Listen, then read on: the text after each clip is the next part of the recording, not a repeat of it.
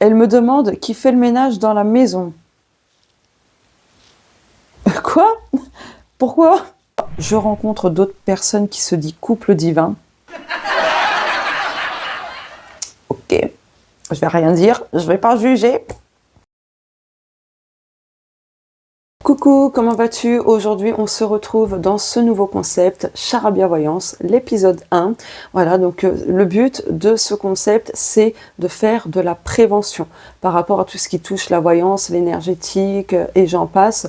Donc aujourd'hui, je vais te partager un témoignage d'une personne, qui restera forcément anonyme, tu t'en doutes.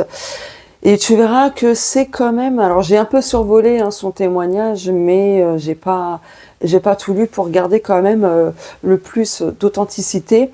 Donc du coup c'est parti, je vais mettre mes lunettes parce que sinon je vais rien voir. Allez.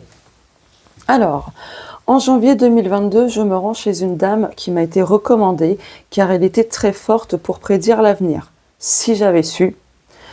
Pour commencer, le tout premier jeu de cartes que je touche est vraiment dans un piteux état. Ça se voyait qu'il avait du vécu, tout rafistolé avec du scotch. Je me demandais comment elle faisait pour encore l'utiliser. C'est très important ce détail, là, pour la suite des événements. D'accord. Une des premières choses qu'elle me balance, alors que je ne m'y attendais pas, c'est que mon homme aurait eu à l'époque un bébé, mais il n'était pas au courant. Sa copine de l'époque aurait avorté dans son dos. Ok. Très important ce point-là, je vous explique pourquoi à l'époque j'étais en essai bébé. J'étais surprise et triste, mais bon pour mon homme, moi qui voulais tant être maman. Ok. Elle a également demandé si je n'avais pas des soucis d'ordre gynécologique. Je lui dis non, pas à ma connaissance, juste à l'époque le papillomavirus, mais c'est celui qui n'est pas méchant.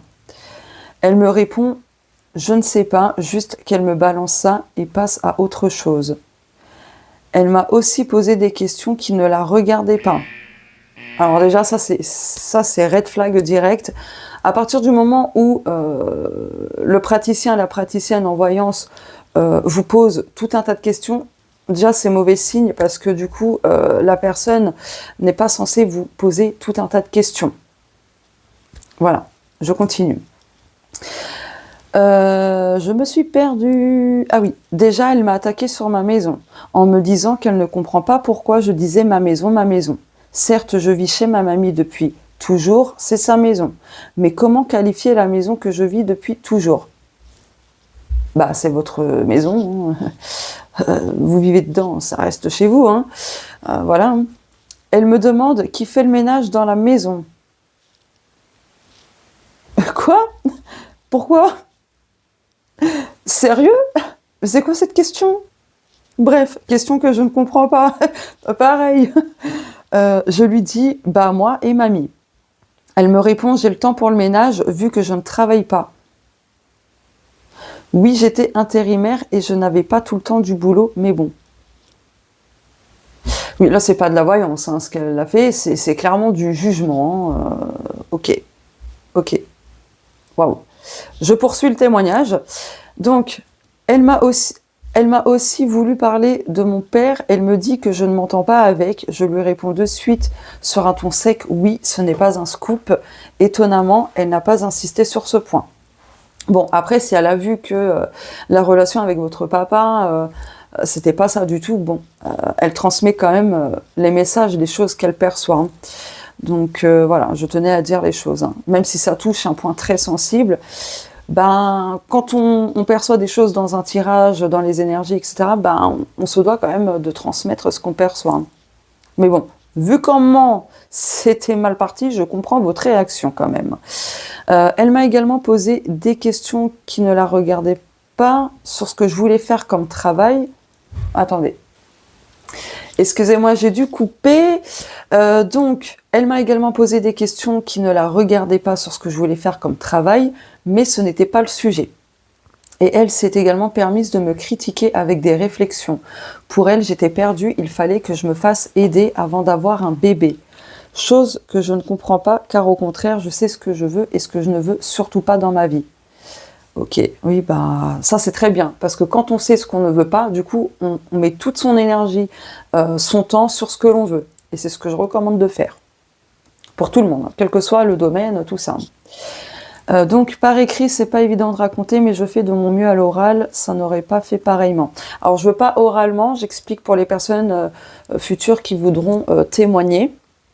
C'est juste par rapport à votre voix, qu'on ne vous reconnaisse pas en fait. Voilà. Bref, mais j'en suis sortie bouleversée, j'ai eu une crise de larmes en rentrant à la maison comme jamais. Oui, normal, hein, une personne comme ça qui vous démolit, c'est sûr qu'on n'en ressort pas serein ni quoi que ce soit. Hein.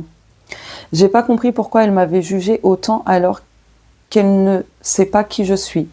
En plus, à la fin de la séance, j'avais le droit à des questions au choix. À l'époque, je voulais juste savoir si j'allais avoir une fille pour sûr. Elle m'a répondu arrête en gros dans le sens en vue de ce qu'elle m'a sorti. Avant, il fallait que je travaille sur moi avant d'avoir un bébé, alors que justement, j'avais tout pour avoir un bébé, justement car j'avais fait les choses dans l'ordre pour en avoir. Bien plus tard, je rencontre d'autres personnes qui se disent couple divin. Ok, je vais rien dire, je vais pas juger. Lui est devenu médium suite à un accident de voiture. Elle avait plus de la clairvoyance audience, on va dire.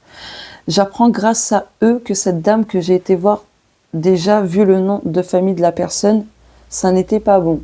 Je ne sais pas si je peux le dire.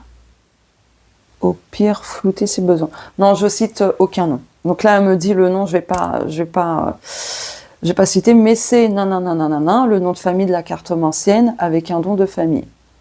Donc en langue des oiseaux, je peux pas le dire. Du coup, je peux pas le dire. Donc je vais sauter cette ligne. Il m'a dit qu'elle avait ouvert un maléfice dès l'instant où j'avais touché son vieux jeu de cartes dans le premier, le tout pourri que je vous ai expliqué. J'y crois pas à ça. Je pense que là, c'est pas parce qu'un jeu est pourri visuellement que c'est forcément un maléfice ou des trucs comme ça. Moi, ça, j'y crois pas du tout. Je dis pas que ça n'existe pas, les maléfices, tout ça. Mais là, sur ce point-là, non, franchement, ça... Bon, après, c'est que mon avis. Hein. Moi, mon but de cette vidéo, c'est de réagir justement aux témoignages, etc., de donner quand même mes avis et tout. Mais voilà, après, chacun est libre de penser ce qu'il souhaite. Bon, je continue.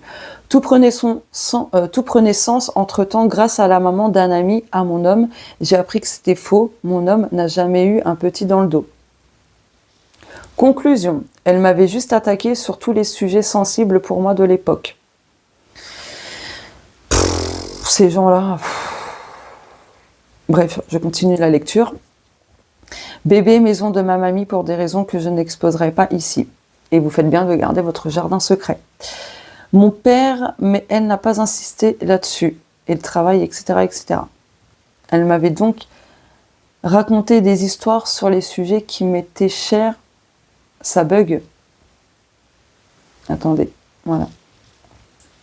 Elle m'avait donc raconté des histoires sur les sujets qui m'étaient chers pour mieux me plomber énergétiquement. Pour briser vos rêves, hein, j'ai envie de dire.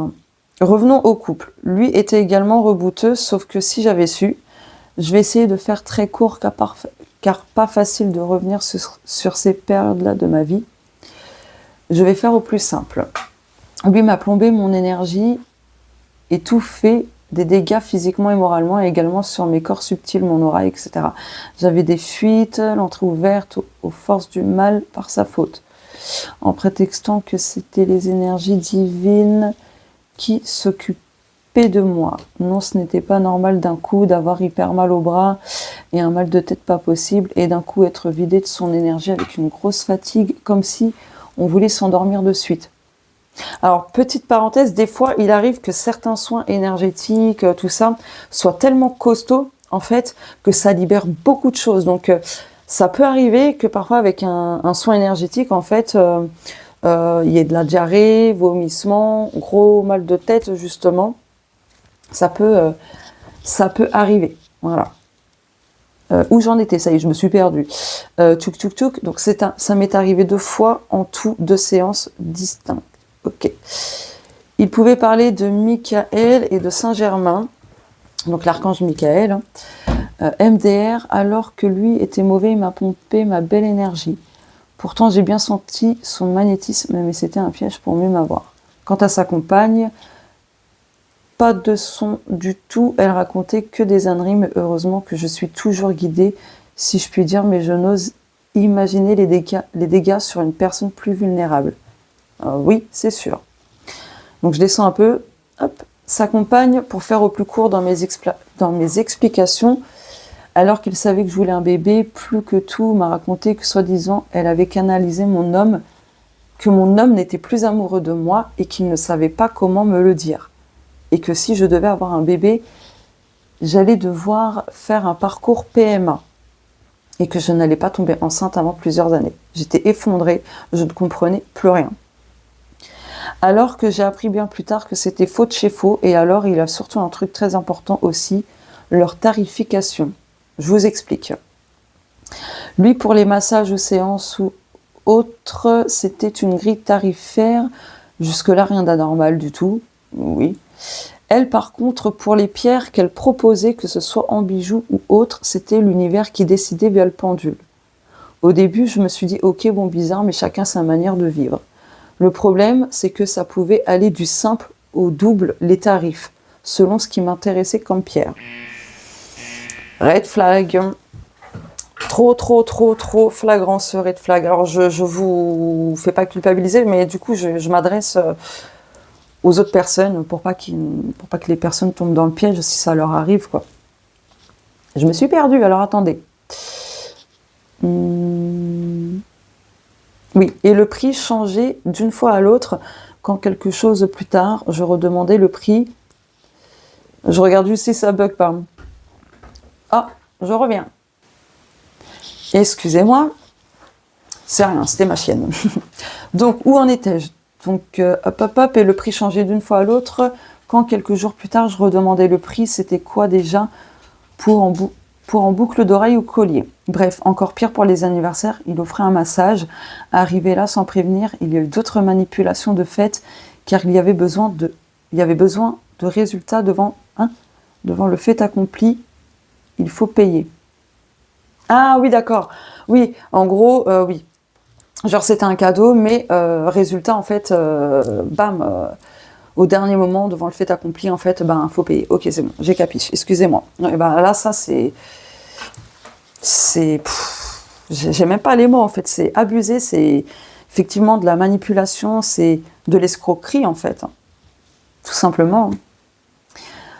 Hop, je continue la lecture. Pendant que mon frère, lui, s'était fait masser, donc pour son anniversaire, moi j'étais en train de discuter avec elle. Pour moi, c'était juste discuter car je n'avais pas prévu de séance avant elle. Elle décide de sortir ses cartes à un moment donné pour vérifier un truc. Et là, j'apprends donc au moment que mon frère a fini sa séance de massage anniversaire qu'il y a eu donc des choses à faire en plus sur lui. Il faut payer et que je dois également quelque chose à elle. Je ne comprends pas. Moi, je faisais que discuter. Je n'avais pas prévu de séance avec elle. Du racket, littéralement. Oui. Oui. Waouh. J'ai oublié de préciser on devait payer notre séance de cartes, etc., comme il nous semblait juste, donc en don libre, car elle faisait confiance à l'univers. Alors, il y a beaucoup de personnes qui font en don libre, hein, ça je précise, parce que beaucoup de personnes ont la croyance qu'un don, ça se fait pas payer et tout, enfin, des choses comme ça, quoi. Donc, en don libre, car elle faisait confiance à l'univers. Quand j'ai raconté ça à la première thérapeute qui me suit de base, elle fait comment pour payer les factures et l'URSSAF. J'ai appris plus tard, grâce à ma première thérapeute, celle avec qui j'ai eu un bilan et un soin énergétique, que ces gens-là étaient en fait mauvais, surtout lui, il vibrait bas, avait un taux vibratoire très bas, et qu'il avait même causé la mort de quelqu'un qui était malade. Comment ça? C'est-à-dire, c'est possible de revenir en privé, juste qu'on discute, vous et moi. par rapport à ce point. Ok, bon, je poursuis la lecture. C'était ressorti dans une séance quand un peu faisait du mal autour de lui, bingo, c'était lui, on m'a réparé, etc. Et j'ai donc appris au final que tout ce qui m'était arrivé, là, était dû à une vie antérieure où je me suis faite avoir déjà avec mon enfant, etc. Tout a été enfin réglé et quelques mois plus tard, je suis tombée enceinte après que les dégâts faits par la cartomancienne et le couple ont été réparés. Heureusement que je suis costaud et guidée quand même.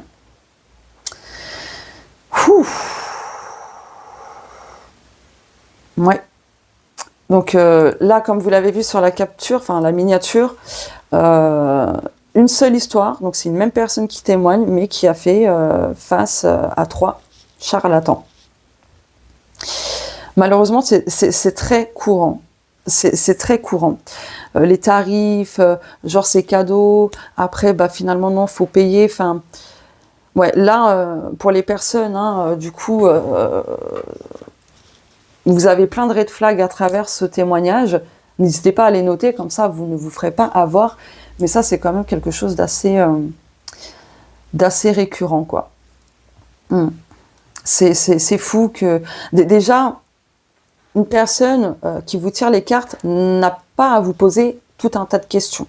Ça peut arriver qu'il y ait une ou deux questions parce que la personne peut avoir un doute dans son ressenti, dans ce qu'elle perçoit dans les cartes, etc.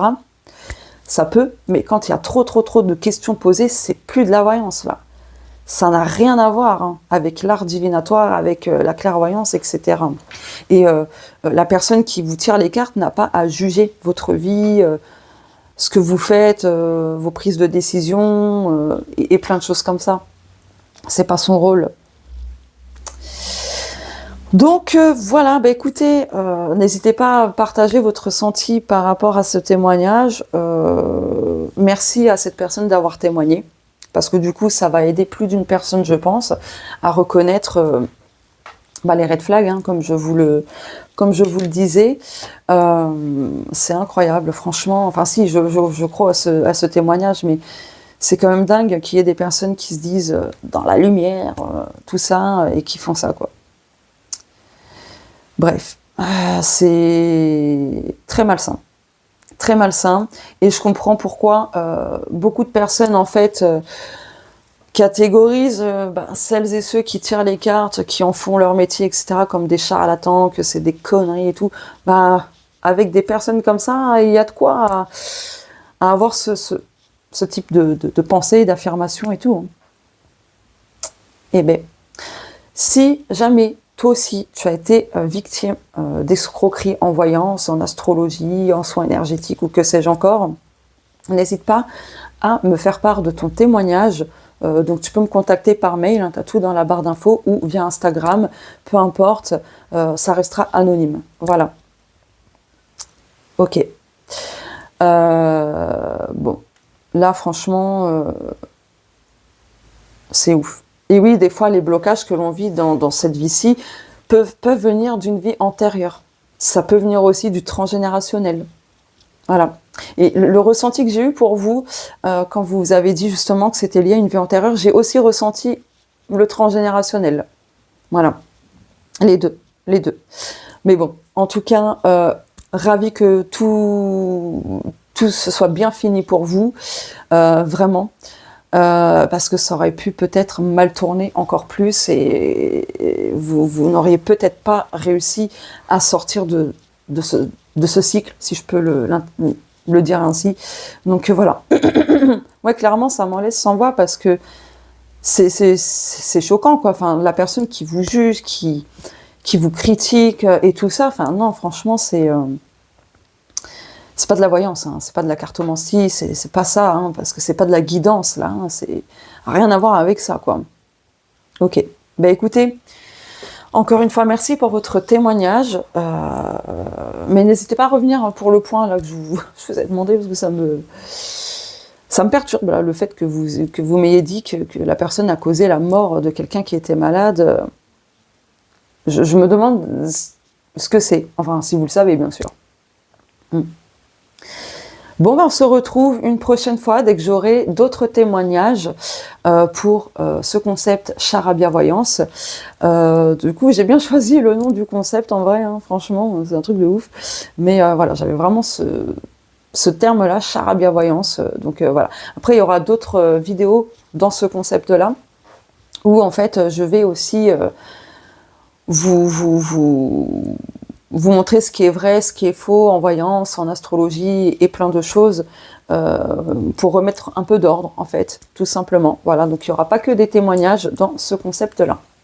Merci pour votre écoute, votre fidélité, vos commentaires, etc. Je vous fais de gros bisous et on se dit à très vite sur la chaîne.